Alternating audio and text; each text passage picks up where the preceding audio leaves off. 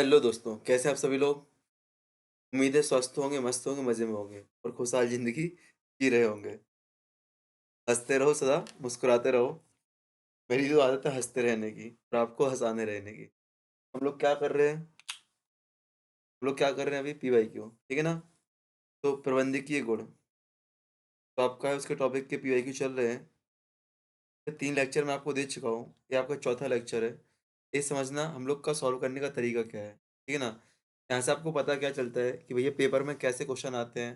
क्या आप लोग जो भैंस की टाँग पढ़ रहे हो, आप लोग मतलब भैंस में कितना दूध होता है, उसका प्रोटीन कितना होता है, भैंस का नेता कैसा बनता है, मतलब समझ रहे हो मैं क्या बोल रहा हूँ? आप लोग स्क्रीनशॉट मैं देख रहा हूँ ग्रुप पे ना, तो आप लोग पता नहीं कहाँ-कहाँ से स्क्रीनशॉट लेके आ रहे हो भाई। पता है सब लोग एक रियलिटी बताऊँ ना, सब लोग अपने आप को यूनिक दिखाने के लिए ना, यूनिक चीज़ लेके आ रहे हैं। तो ध्यान रखना पेपर में भी यूनिक बन जाओगे आप लोग। इसलिए बोल रहा हूँ पीवाईक्यू पढ़ लो, पीवाईक्यू सबसे मज़ेदार और सब बेकार। PYQ plus theory. थ्योरी के लिए किसी भी सेंटर का एक सोर्स उठा लो, उसमें जो फैक्ट गलत है वो आपके पीवाईक्यू से सही हो जाएँगे। और थ्योरी में क्या आना है, क्या नहीं आना है वो आपको पीवाईक्यू से पता चल जाए। यदि थ्योरी में भर के दिया गया है, फाड़ के फेंक दो। उसमें से काम की चीज़ अपन निकाल के रख लो। ठीक है ना? किसी टॉपिक को कैसे पढ़ते हैं, कहाँ से पता चलेगा? पीवाईक्यू से। कौन से टॉपिक महत्वपूर्ण है, कहाँ से पता चलेगा? पीवाईक्यू से। कौन बताएगा? मैं आपको बता रहा हूँ। ये आप खुद कर सकते हो। ठीक है ना?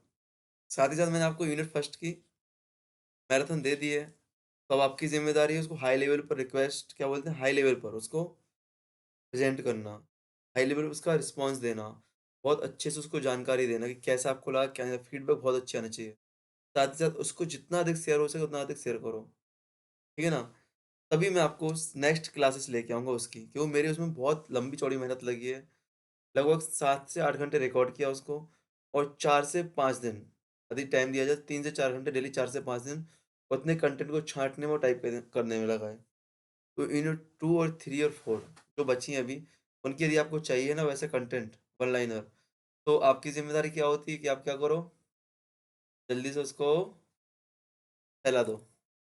जल्दी-जल्दी, ठीक है ना? चलो आगे बढ़ते हैं हम लोग। तो हम लोग का तरीका क्या है, पहले हम लोग कहाँ जाते हैं भैया? पहले हम लोग जाते हैं अपने गद्यांश पर और गद्यांश को सॉल्व करते हैं।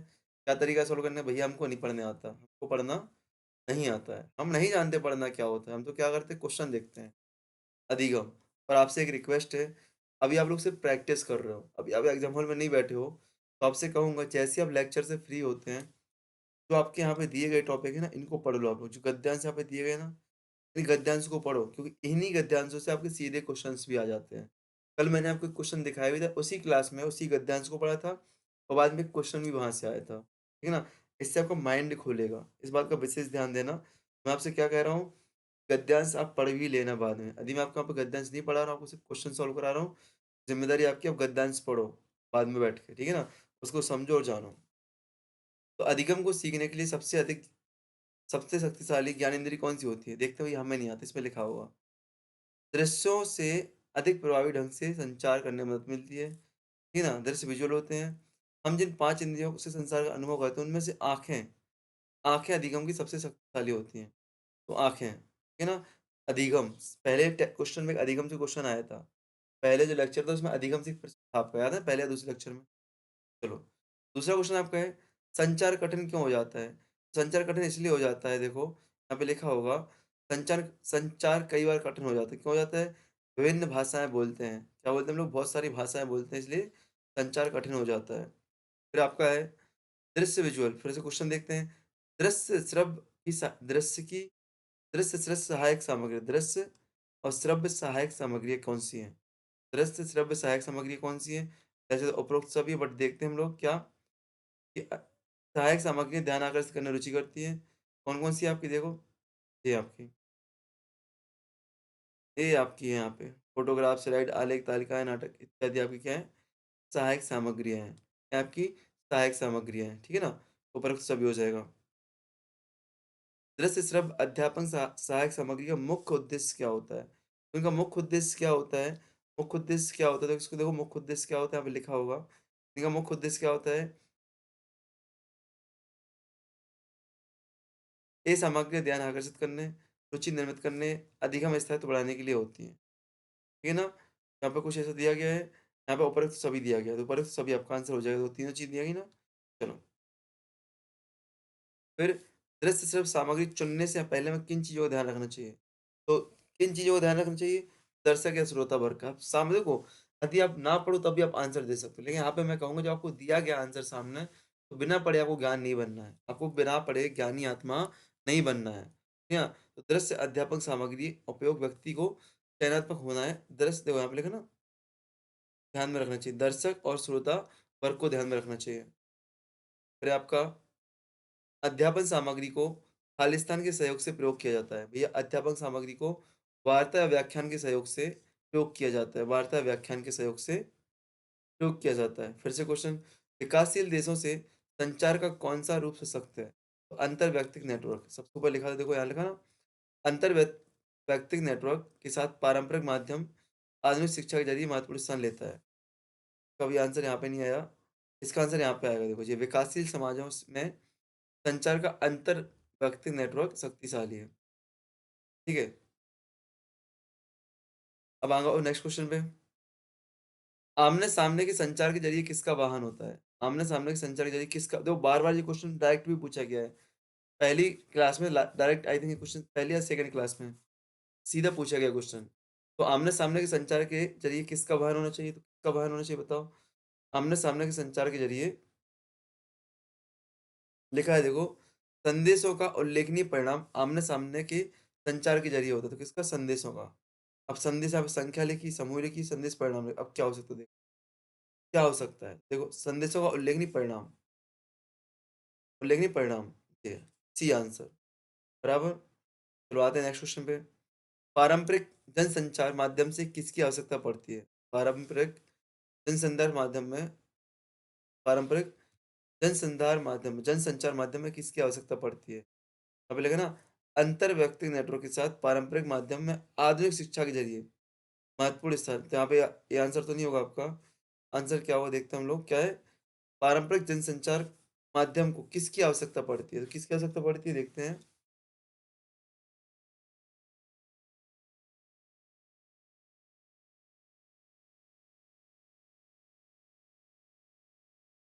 स्वीकृति, सरकार की मोहर, लाइसेंस, भारत की मोहर। देखो यहाँ पे लिखा है भारत।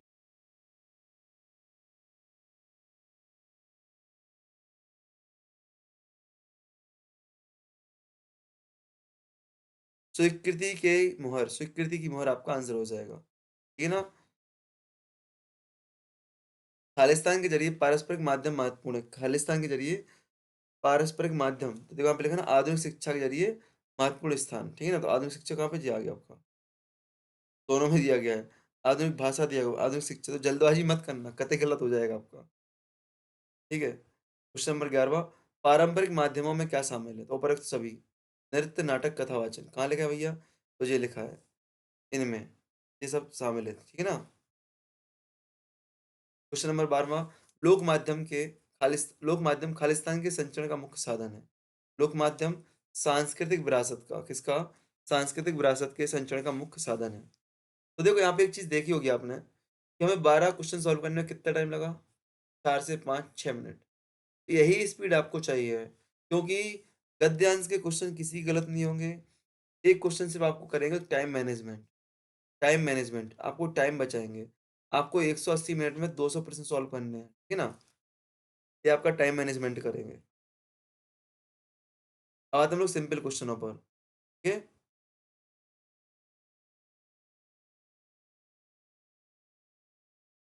चलो, यहाँ पे लिखा है, जनसंचार माध्यमों द्वारा लोकप्रिय बनाई गई एक कृत्रिम और अत्यधिक वाणिज्यिक संस्कृति है। उसको मास कल्चर कहते हैं, मास मीडिया कहते हैं हम लोग। मास कल्चर या मास मीडिया। भाई जनसंचार माध्यम कौन से हो गए आपके? टीवी हो गया, टेलीविजन हो गया, मोबाइल हो गया, रेडियो हो गया।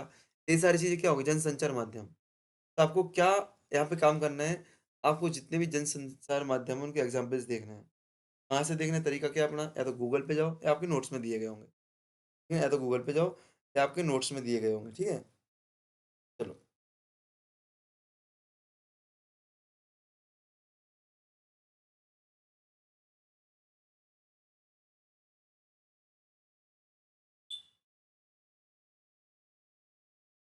ठीक है?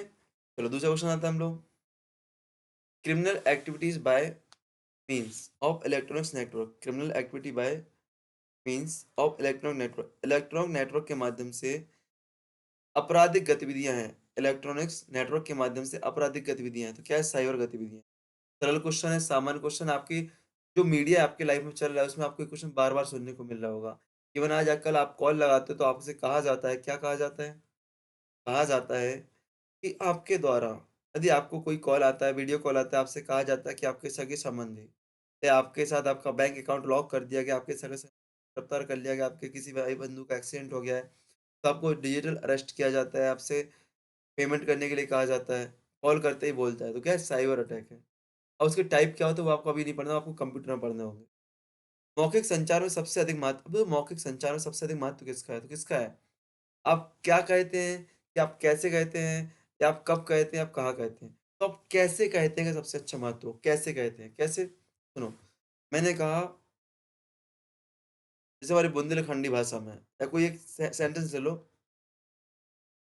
हमें पूछना है राम से, खाना खाया, या मुझे अपनी आपसे कुछ बात रखनी है, मुझे आपसे कुछ बात करनी है, ठीक ना? तो क्या कहते हैं? भाई हम किसी भी तरीके से रख सकते हैं। क्या मतलब हम कुछ कहते हैं कि राम ने खाना खाया, हम कैसे गुस्से में भी कह सकते हैं, अच्छे से भी कह सकते हैं, कैसे भी कह सकते हैं, पूछ सकते हैं, है कि नहीं? एक कैसे कहते हैं का भाव बहुत अच्छा होता है। यदि मैं आपको कोई चीज़ गुस्से में समझाऊँ, कोई चीज़ प्यार से समझाऊँ, कोई चीज़ आपके लेवल पे जाके समझाऊँ, कोई चीज़ आपको बच्चों जैसे समझाऊँ, है कि नहीं? तो कोई चीज़, भाई मैं आपको पढ़ाई के लिए समझा रहा हूँ, ठीक है? पढ़ाई के लिए समझा रहा हूँ आपके लिए। अब मैं आपके लिए क्या करूँ? मतलब गुस्से में आके समझाने लग जाऊँ, जल्दबाज़ी में समझाऊँ, तो क्या आप समझ पाओगे? मैं आपकी परिस्थिति जानकर ही आपको समझाऊँगा, मतलब कैसे, हाउ? तो कैसे मैं आपको समझा रहा हूँ, उस चीज़ का महत्व होगा, ठीक है ना? चलो, तो अब देखो क्वेश्चन क्या है? एप्लाइड क्वेश्चन है आपका, एप्लाइड क्वेश्चन है आपका व्यवहारिक जीवन से आपका, एप्लाइड क्वेश्चन है आपका, ठीक है ना? तीनों क्वेश्चन कैसे आपके एप्लाइड है। कोई भी क्वेश्चन आपका अभी फैक्चुअल नहीं है। मैंने पहले बोल दिया है 45% आपके आते हैं, जहाँ से 23 नंबर, 12 तो गद्यांश से और 22 नंबर, हाँ 22 नंबर, 12 तो गद्यांश से और 10 नंबर आपके पंचवर्षीय योजनाओं से। बकाया बचे हुए आपके जो नंबर आते हैं कहाँ से आते हैं? बचा बके बचे हुए नंबर आपके आते हैं तो कहाँ से आते हैं? आपके एप्लाइड क्वेश्चन से। एप्लाइड में 20 क्वेश्चन आपके एप्लाइड होते हैं, 3 आपके फैक्चुअल होते हैं, जो हमारे पप्पा पे ना तुम्हारे पप्पा पे किसी पे नहीं बनते हैं। ठीक है ना? जो उन्हीं पे बनते हैं, जो अच्छे रटने वाले होते हैं। और वही क्वेश्चन हमें कट ऑफ दिलाते हैं, तो वो फैक्ट आपके लिए मिल जाएँगे एक साथ। ठीक है? भारत में जनगणना कितने अंतराल पर होती है? 10 अंतराल पर, 10 साल के अंतराल पर होती है। किस वर्ष भारत में सबसे बड़ी जनगणना संचालित हुई? तो 2011 में। कब हुई? 2011 में। ठीक है ना? आगे देखो, विपरीत दृष्टिकोण से उत्पन्न प्रतिकूल प्रभाव। अब भाई हमारा विचार अलग है, आपका विचार अलग है, तो क्या प्रतिरोध हो जाएगा ना? कहाँ गया मतभेद? ये कॉन्फ्लिक्ट पैदा हो जाएगा, प्रतिरोध, गतिरोध। स्वतंत्रता से लेकर अब तक कितनी बार जनगणना हो चुकी है? महत्वपूर्ण क्वेश्चन है, 7 बार हो चुकी है। ठीक है ना? तो 1881 से आपको काउंट करना है कितनी बार हो चुकी है? हेलो,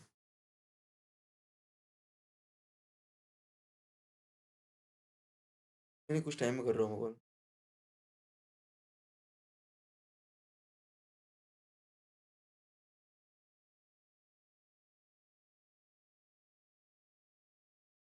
लगाता हूँ बाद में। ठीक है?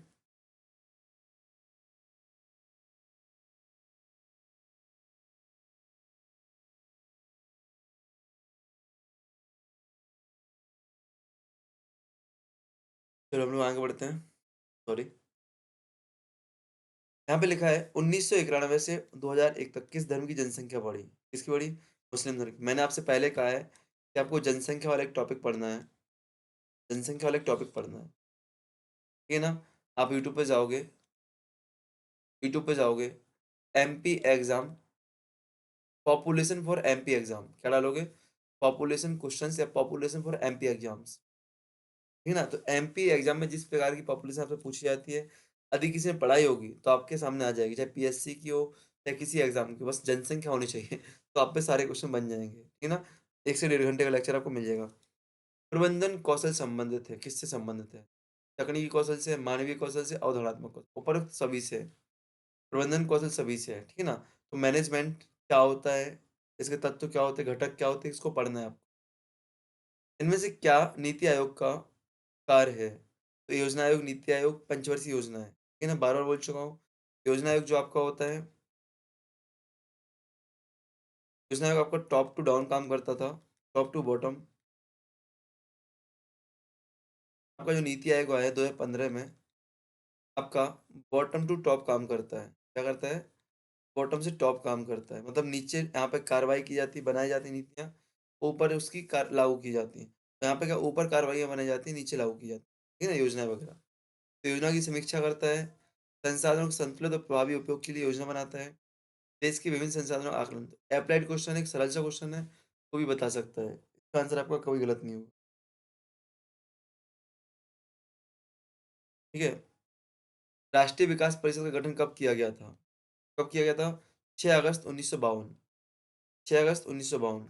तो जितनी भी पंचवर्षीय योजनाओं के आसपास आपकी संस्थागत योजनाएँ आई, कोई राष्ट्रीय संस्थान स्थापित हुई है, कोई स्कूल, आईआईटीएम, कोई प्रौद्योगिकी संस्थान आपकी स्थापित हुई है, कोई डेयरी संस्थान हुई है आपकी स्थापित, कोई आपकी कृषि संस्थान स्थापित हुई है। यहाँ से एक क्वेश्चन आपको मिलता है। वो एक क्वेश्चन आपको डेट की वजह से गलत हो जाता है, इसलिए याद रखना कि आपको पढ़ना है। कहाँ मिलेंगे? लूसेंट में आपको सब मिलेगा बेटा। और लूसेंट से ही जनसंख्या कर लेना आप लोग, तो आपको लूसेंट में जनसंख्या मिल जाएगी। किस राज्य में महिला साक्षरता दर ज़्यादा है? केरल में। कहाँ पे है? केरल में है। संचार की वह विधा जिसमें केवल एक स्रोत जानकारी को प्राप्त करता बहुत बड़ी संख्या में, मास मीडिया, जनसंचार, मास कम्युनिकेशन कहते हैं। जैसे मैं हूँ और मैं इकलौता स्रोत हो गया, आप बहुत सारे प्राप्त करता हो, तो क्या जनसंचार है ना? Mass communication. और देखो यहाँ पे रहेगा अंतर व्यक्तिक संचार। अब थप्पड़ याद देंगे हम आपको, थप्पड़ मारेंगे। क्यों? क्योंकि मैंने आपसे क्या गद्यांश पढ़ लेना। गद्यांश में ये शब्द आया था कि नहीं आया था? अंतर्व्यक्तिक कम्युनिकेशन विकासशील देशों में होती है, कैसे होती है? परंपरागत संचार क्या है? बेटा देखो गद्यांश आपके है ना, वो ऐसे नहीं कि आपके चैप्टर से अलग हो, आपके टॉपिक से अलग हो। वो इसी टॉपिक से संबंधित हैं और ये समझना आपके काम में आने वाले हो। 10वीं पंचवर्षीय योजना कब शुरू हुई? 2002 में शुरू हुई।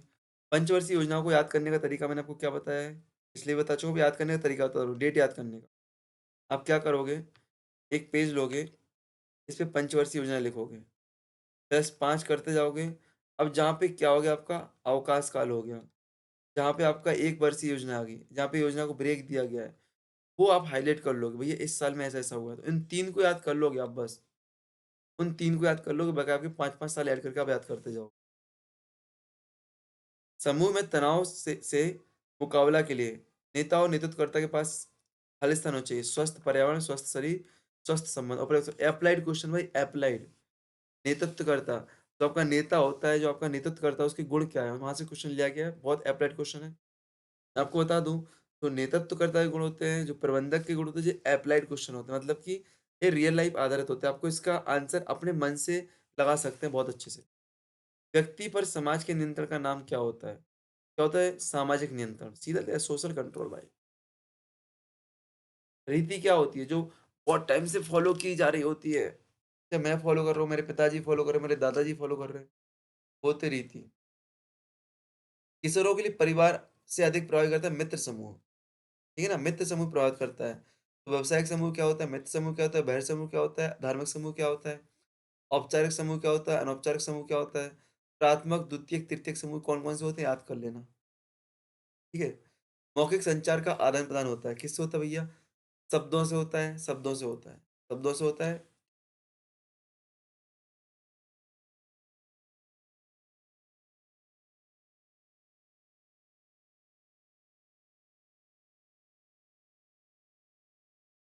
आप लोग में क्या हुनर है? 5 मिनट के गैप से 2-3 क्लास में एक साथ कमेंट ठोक देते हो आप लोग, हाँ? क्लास देखते भी हो कैसी? मेरे को दे दनादन। और आपके पे एड्स तो आती नहीं होगी ना, ओनली शुरू करने पे एड्स आती होगी। तो डाउनलोड करके बिल्कुल ना देखें क्लास, टेंशन नहीं है, ऐड नहीं आती आपके उसमें, ठीक है? मैंने ऐड ब्लॉक करके रखी है। चलो आगे बढ़ते हैं हम लोग। समाजशास्त्र में सर्वाधिक मौलिक पद कौन-सा है? समाजशास्त्र में सर्वाधिक समाज ही तो है भाई, कहाँ गए समाज? ये है, समाज। अच्छा समाज की न्यूनतम छोटी इकाई क्या है आपकी? परिवार है। सामाजिक समूह की सबसे महत्वपूर्ण विशेषता क्या है बताओ? अंतर क्या है? इंटरेक्शन। सामाजिक समूह में क्या होता है? इंटरेक्शन होता है नहीं? जैसे मैं जैन कम्युनिटी से बिलॉन्ग करता हूँ, तो जितने भी जैन कम्युनिटी हो गए, सामाजिक समूह हो गया। हमारे आस-पास जितने लोग रहते हैं, हम लोग सामाजिक समूह में कहलाएँगे। चाहे जैनेतर हो, चाहे जैन हो। हम लोग विद्यार्थी हैं, तो हमारे एक सामाजिक समूह विद्यार्थियों का। लोग टीचर्स हैं, टीचर्स का सामाजिक समूह है। लोग मेंटर है, मेंटर का एक समूह हो गया, ठीक है नहीं? तो औपचारिक, अनौपचारिक सब पढ़ लेना आप लोग बेटा, बस सब लोग पढ़ लेना। जब शिक्षाविद को शैक्षिक प्रगति के विषय पर दर्शकों और श्रोताओं के मध्य व्याख्यान या प्रस्तुति देने के लिए आमंत्रित किया जाता है। जब शिक्षाविदों को शैक्षिक प्रगति के विषय पर दर्शकों और श्रोताओं के मध्य व्याख्यान देने के लिए, तो क्या होता है, सेमिनार होता है, ठीक है ना? यहाँ पे आपकी हिंदी गलत दी गई, याद रखना। सेमिनार का हिंदी सेमिनार ही होता है, यहाँ पे संगोष्ठी नहीं होता है। संगोष्ठी क्या होता है? जब बहुत सारे विद्वान मिलते हैं और अपने-अपने रिसर्च पेपर चर्चा करते हैं। जब बहुत सारे विद्वान मिलते हैं, संगोष्ठी क्या होती है? जब बहुत सारे विद्वान मिलते हैं, वो अपने दिए गए टॉपिक पर चर्चा करते हैं, डिस्कशन करते हैं कि उन्होंने क्या रिसर्च किया है। वो होती है आपकी संगोष्ठी, ठीक है ना? प्रशिक्षण कार्यक्रम क्या होता है? प्रशिक्षण कार्यक्रम क्या होता है? आपको किसी चीज़ का क्या देने के लिए? आप प्रशिक्षण कार्यक्रम क्या? आपको किसी चीज़ का प्रशिक्षण देने, ट्रेनिंग देने के लिए। वर्कशॉप कार्यशाला क्या होती है? किसी टॉपिक पर चर्चा करने के लिए कार्यशालाएँ होती हैं। लेकिन हम लोग क्या बोलते हैं, भई हमने क्या किया, कार्यशाला का आयोजन किया। पोलियो वैक्सीन पर कार्यशाला का आयोजन। तो आपको अब देखो, यहाँ पे संगोष्ठी में क्या विद्वान अपने-अपने एक टॉपिक लेके आते हैं। यहाँ से एक टॉपिक दिया जाता है, अलग-अलग टॉपिक होता है। कार्यशाला में एक ही टॉपिक होता है जिसमें सब लोग चर्चा करते हैं। जैसे मैं बोल दिया, प्रदूषण पर आज कार्यशाला होगी, वर्कशॉप होगी। आज एमपीपीएससी एग्ज़ाम पर कार्यशाला होगी। एमपीएसआई पर कार्यशाला होगी। तो एक टॉपिक रहता है। परिचर्चा, हम लोग चर्चा करते हैं, डिस्कशन करते हैं, ठीक है? समूह के सदस्यों के रवैयों के योग को क्या कहते हैं? योग को कहते हैं प्रेरणा, मनोबल, उपरोक्त दोनों, तो दोनों कहते हैं। ठीक है ना? दोनों आंसर है, और ये दोनों आंसर है। ठीक है?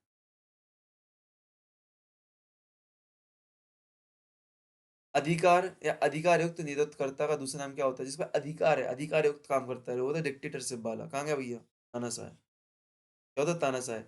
अब प्रजातंत्र क्या होता है? प्रजातंत्र क्या होता है भैया? डेमोक्रेटिक, जहाँ पे प्रमुख चुना जाता है और काम होता है। साथ ही साथ सभी लोग की सहभागिता होती है। सभी लोग मिलकर एक डिसीजन लेते हैं, सामूहिक डिसीजन लेते हैं। साथ ही साथ देखो क्या, खुले दिल से काम करते हैं। आपको नहीं आता डेमोक्रेटिक मतलब लोकतांत्रिक, ये लोकतंत्र की क्या-क्या विशेषताएँ हैं, वो सारी इसमें ठोक देना। तानाशाही की सारी विशेषताएँ क्या है, वो इसमें ठोक देना। बस थोड़ा शब्दावलियों पे ध्यान देना। सहभागी, पार्टिसिपेट, हम लोग सब मिलके कानून बना रहे हैं। ये तुम भी, सब मिलके। उपभोक्ता संरक्षण अधिनियम 1986 में आया था भैया।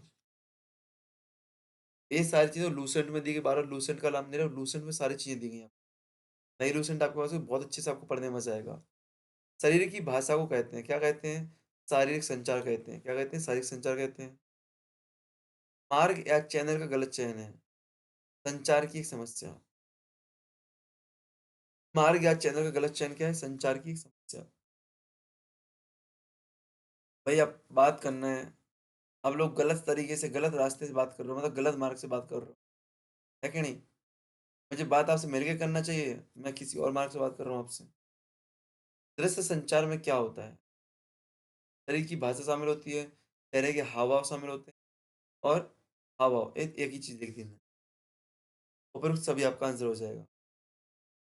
एक विधि जिसमें समूह के सभी सदस्य निर्णय को स्वीकार करते हैं, क्या होता है वो?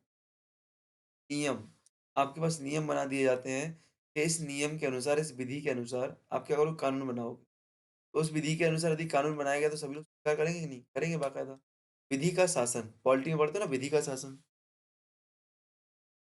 जनगणना 2001 के अनुसार साक्षरता दर सबसे कम किस राज्य की? बिहार की। तो महिला साक्षरता पूछ ली यहाँ पे, बिहार की साक्षरता पूछ ली। जनगणना से 4 क्वेश्चन पूछ लिए आपसे। मैंने एक चीज़ देखी है, आयोग का मन क्या होता है, यदि किसी शिफ्ट में कोई क्वेश्चन पूछ रहे हैं ना, तो उससे संबंधित क्वेश्चन ही पूछते रहते हैं वो लोग, ठीक है ना? यदि किसी शिफ्ट में एक टॉपिक को पकड़ लिया तो उससे 4-5 टॉपिक को आपके क्वेश्चन पक्के ही हैं। व्यक्ति की सभी अद्वितीय विशेषताओं का समन्वय क्या कहलाता है? व्यक्तित्व कहलाता है, व्यक्तित्व, पर्सनैलिटी। तो वही आ गया। व्यक्तिगत जुड़ाव, संपर्क क्या होता है? अनौपचारिक संबंध बनते हैं, अनौपचारिक समूह बनते, ग्रुप बनते हैं। मैंने पहले बोल दिया आपको पढ़ना है ये चीज़ें। विशाल समाज के अध्ययन को क्या कहते हैं भैया? बृहत समाज शास्त्र कहते हैं। यहाँ पे आप लोग, पता है, आप लोग परेशान हो रहे हो आंसर की के लिए। सर इसका आंसर क्या होगा? उसका आंसर क्या होगा? भाई सबसे अच्छा तरीका है पीवाईक्यू करो और इसके आंसर पाओ, ठीक है ना? और मैं एक ट्राई करूँगा, जो आपको वन लाइनर टॉपिक दे रहा हूँ वो तो आपको दे ही दूँगा। साथ ही आप एमपी में जितने भी एग्ज़ाम होते हैं, उन एग्ज़ाम्स में यदि आपके इन सब्जेक्ट में से कोई विषय आता है, वहाँ पे कोई टॉपिक आता है, तो वहाँ से भी पीवाईक्यू उठा लूँगा आपके लिए, आयोग के आंसर के साथ। ऐप से अब चलो, तो यहाँ पे आपका टॉपिक खत्म। अब जाएगा आपका कंप्यूटर वगैरह, ठीक है ना? चलो, इसका तो एक साथ होगा। अभी प्रबंधन का आज आपका चौथा लेक्चर था। 4-5 लेक्चर मैं आपको कल एक ही साथ दे दूँगा। तो आपको परेशानी नहीं, मतलब आज ही एक साथ दे दूँगा तो आपको परेशानी नहीं आएगी। आप लोग आज कल में पूरे कर लोगे। तो आपको 1 दिन का गैप दे दूँगा, आप लोग रिवाइज़ कर लोगे। ठीक है ना? यूनिट 1 को भी रिवाइज़ करते रहना, आप लोग का हो गया यूनिट 1 तो रिवाइज़ करते रहना। Best of luck. जय हिंद, जय भारत। उम्मीद है आपको पसंद आ रहा है, बट आप लोग क्या, आपके लाइक्स, कमेंट्स, शेयर कम है। कमेंट्स कम से कम होने चाहिए। ठीक है ना? बेस्ट ऑफ लक सभी के लिए।